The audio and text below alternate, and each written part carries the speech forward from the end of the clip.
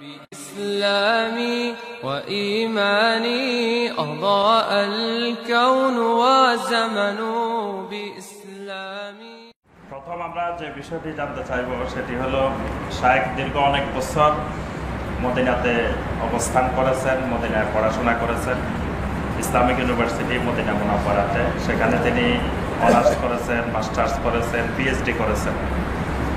তো আমাদের কাছে অনেকেই এই বিষয়ে জানতে চান যে মদিনার ওলামায়ে কেরামদের ব্যাপারে আমাদের দেশে এখন বিভিন্ন রকমের কথাবার্তা আমরা শুনি। বলা হয় যে মদিনার আলেমদের জ্ঞান নাই, কেউ কেউ বলেছে মদিনার আলেমরা কিছু জানে না, বাংলাদেশের আলেমেরা এই সব জানে, বাংলাদেশের আলেমেরাই অনেক বড় বড় আলেম। তো শায়েখ তো মদিনার অনেক ওলামায়ে কেরামদের সাথে শায়েখের দেখা হয়েছে, তাদের থেকে পড়াশোনা করেছেন। মদিনার ওলামায়ে কেরামদের থেকে আমরা মূলত যে সহিহ আকীদার কথা বলতেছি, আমরা তো এটা মদিনা থেকেই পেয়েছি। তো শায়েখের কাছে প্রথমে জানতে চাইবো যে মদিনার যে ওলামায়ে কেরাম আছেন বর্তমানে, তাদের ইলমি অবস্থান কি, সেটা একটু আমাদেরকে প্রথমে ধারণা দেন। শুকরান, জাযাকুমুল্লাহ খায়র। অত্যন্ত গুরুত্বপূর্ণ প্রশ্ন করেছেন। তো প্রথম যে কথাটি আমি আপনাদের সামনে বলবো সেটা হচ্ছে, আমরা অনেকেই জানি রাসূলুল্লাহ সাল্লাল্লাহু আলাইহি ওয়াসাল্লাম যেই শহরে হিজরত করেছেন, যে শহরের নামকরণ মূলত রাসূলুল্লাহ সাল্লাল্লাহু আলাইহি ওয়াসাল্লাম হিজরতের মাধ্যমে হয়েছে, মদিনাতুর রাসূল, রাসূলের শহর। মদিনা মানে আপনারা এটা মনে করেন না যে মদিনার নাম, মদিনা শব্দ হচ্ছে শহর আরবিতে, এর নাম হচ্ছে মদিনাতুর রাসূল, রাসূলের শহর। রাসূল সাল্লাল্লাহু আলাইহি ওয়াসাল্লাম হিজরত করার পর এর মর্যাদা বৃদ্ধি পেয়েছে। এই শহরটি মূলত এর মর্যাদা রাসূলুল্লাহ সাল্লাল্লাহু আলাইহি ওয়াসাল্লাম এই বিষয়ের উপর অসংখ্য হাদিসের মধ্যে এর ফজিলতের কথা উল্লেখ করেছেন, একটি দুটি নয়। এটা আজকে রাত নয়, এই রাত সহ আগামী রাত সহ আলোচনা করলেও শেষ হবে না।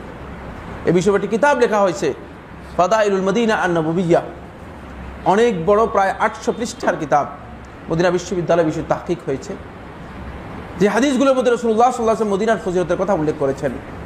আমি শুধু একটি হাদিস বলবো, যে হাদিসটি বুখারী রাহমাতুল্লাহ বলেছেন, রাসূলুল্লাহ সাল্লাল্লাহু আলাইহি ওয়াসাল্লাম ইরশাদ করেন, ইন্নাল ঈমানা লা ইয়ারজু ইলাল মাদিনাতি কামা তারজুল হাইয়াতু ইলা জুহরিহা।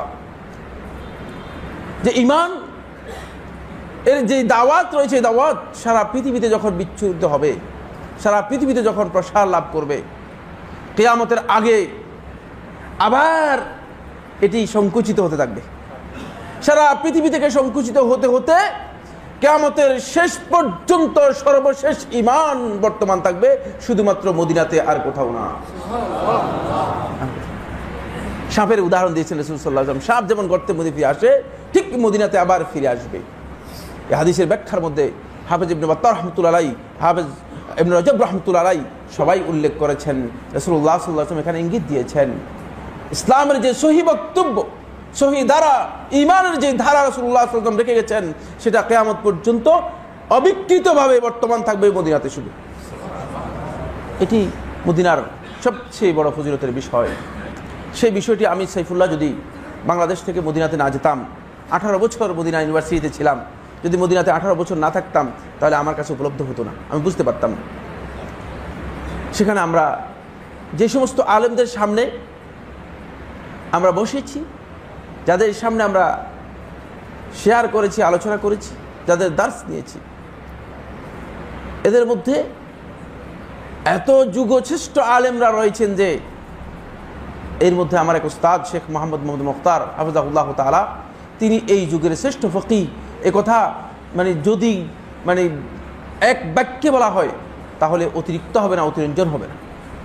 এত বড় আলেম, কতগুলো মুতুন তার যে মুখস্থ আছে, যারা আলেম আছেন তারা বলতে পারেন মুতুন কাকে বলা হয়। তাকে কতগুলো মুতুন যে তার মুখস্থ আছে তিনিও বলতে পারবেন না। বুঝতে পেরেছেন কিনা?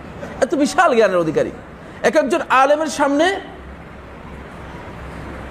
আমাদের এখানকার আলেমদের প্রশ্নই আসলে তুলনা করা, এরা কিছুই না, এরা মিসকিন হয়ে যাবে।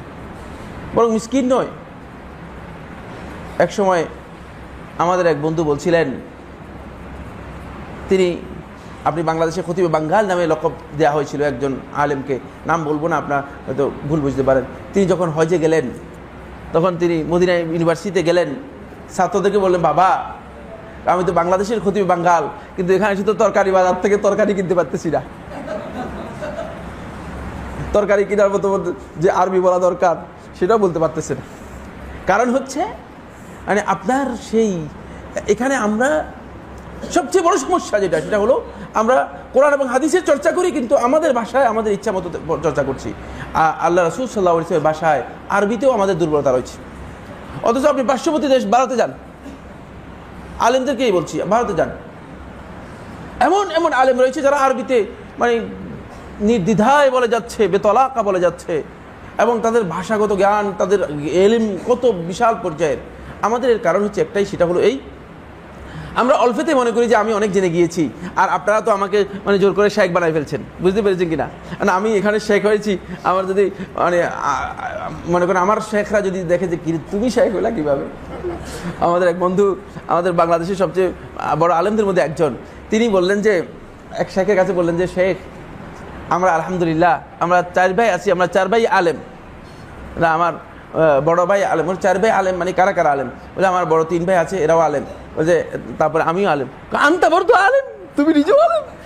মাশাআল্লাহ মাশাআল্লাহ, মানে তিনি আশ্চর্য বোধ করছেন যে তুমি কি বলতেছো, এটা তুমি আলেম। আমার বন্ধুগণ, শেখ বিন বাজ রহমতুল্লাহ আলাইহির সামনে বহুবার বসেছি, যেটা হাদিস নয় বলেছেন, আমি সকল প্রচেষ্টা করেও সেটাকে হাদিস বলতে পারিনি, হাদিস সাব্যস্ত করতে পারিনি আমার তাহকিকে। বুঝতে পেরেছেন কিনা? হাদিসের উপর আমরা তো কিছু পড়েছি, ইসলামিক ল এর উপর, ফিকহুল মুকারনের উপর পিএইচডি করেছি মদিনা বিশ্ববিদ্যালয়, কিন্তু তারপরেও মানে এই সমস্ত শেখদের জ্ঞানের সামনে মানে একেবারেই তুচ্ছ, কিচ্ছু না, এদের সামনে একেবারে তুচ্ছ।